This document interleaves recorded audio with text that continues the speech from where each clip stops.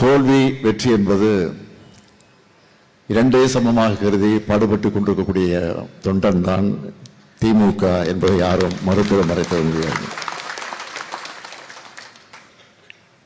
ஏதோ இன்றைக்கு நடைபெற்று முடிந்திருக்கக்கூடிய தேர்தலில் ஏதோ நாம் தோற்றுவிட்டது மாதிரி, அதுவும் படுதோல்வி அடைந்து விட்டது மாதிரி, இத்தோடு திமுக கதை முடிஞ்சிருச்சு அப்படி என்று கவிதை இரங்கற் பாடுவதற்கு கூட முன்வந்திருக்கிறார்கள். நம்முடைய இன எதிரிகள் அந்த சூழ்ச்சியிலே இன்றைக்கு ஈடுபட்டிருக்கிறார்கள். ஆனால் திமுக பொறுத்த வரைக்கும் எத்தனையோ தேர்தலை பார்த்திருக்கு. 1949 தொடங்கிய நம்முடைய கழகம் தொடர்ந்து 52 நடைபெற்ற தேர்தலாக இருந்தாலும் சரி, 57 நடைபெற்ற தேர்தலாக இருந்தாலும் சரி, 62 நடைபெற்றிருக்கக்கூடிய தேர்தலாக இருந்தாலும் சரி, அதற்கு பிறகு 67 நடைபெற்றிருக்கக்கூடிய தேர்தலாக இருந்தாலும் சரி, 71 இப்படி தொடர்ந்து நடைபெற்றிருக்கக்கூடிய தேர்தல்களில் பல வெற்றிகளை கண்டது உண்டு, பல தோல்விகளையும் நாம் சந்தித்திருக்கிறோம். ஆனால் தோல்வியடைய நேரத்தில் தான் திமுக எப்பொழுதுமே ஒரு பினிக்ஸ் பறவையை போல கிளர்ந்து எழக்கூடிய நிலையில அது வரும். இங்கே கூட பேசியவர்கள் எல்லாம் ஏதோ ஒரு சோகத்தில் இருப்பது போல நான் பார்க்கிறேன். நாங்க மட்டும் இல்லை, இந்த மேடையில் இருக்கக்கூடிய மட்டும் இல்லை, எதிரில் இருக்கக்கூடிய கூட இங்கே சோகமாக உட்கார்ந்து காட்சி பார்க்கிறோம். நாம் சோகப்பட இருக்க வேண்டிய அவசியமும் இல்லை. நாம் தான் இன்றைக்கு ஆட்சியில் இருக்கிறோம். நம்முடைய திட்டங்களை பற்றி நான் சொல்ல வேண்டிய அவசியம் இல்லை.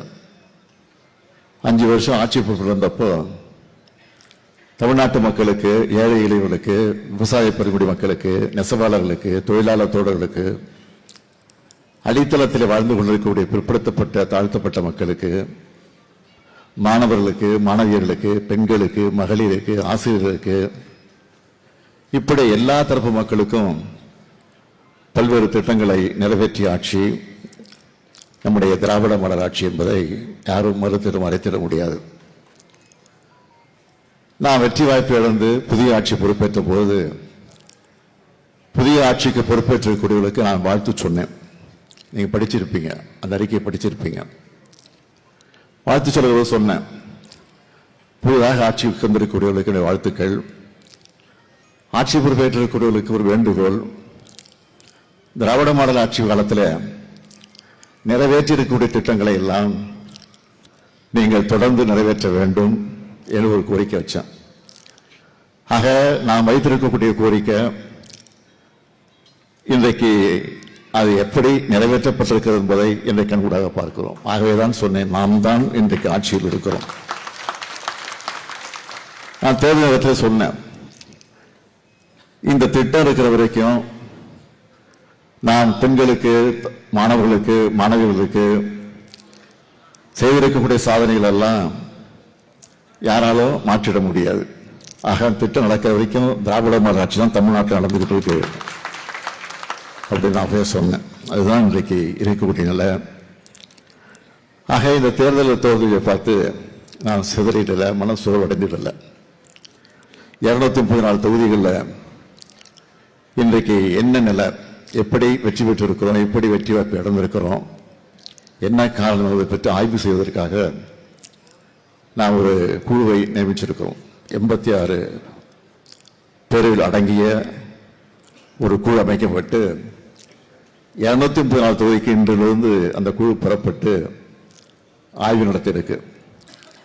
அந்த ஆய்வின் போது நம்ம இடத்துல என்ன குறை, நம்ம இடத்துல என்ன பிரச்சனை, மக்கள் என்ன நினைச்சிருக்கிறாங்க, எது விட்டு போயிருக்கு, ஏன் இந்த வெற்றி வாய்ப்பை இழந்திருக்கிறோம், ஏன் இந்த தொகுதியில் வெற்றி பெற்றிருக்கோம், இந்த தொகுதியில் வெற்றி பெறல என்பதை பற்றி ஆய்வு செய்வதற்காக ஒரு குழு அமைக்கப்பட்டிருக்கு.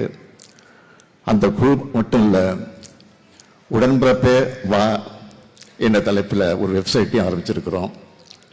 ஆக அந்த வெப்சைட்டில் கழக அமைப்பை சார்ந்தவர்கள் மட்டும் இல்லை, பொதுமக்களும் அரசியலுக்கு அப்பாற்பட்டவர்களும் அதில் தன்னுடைய கருத்துக்களை வெளியிடலாம் என்று அந்த வெப்சைட்டையும் தொடங்கி இருக்கிறோம்.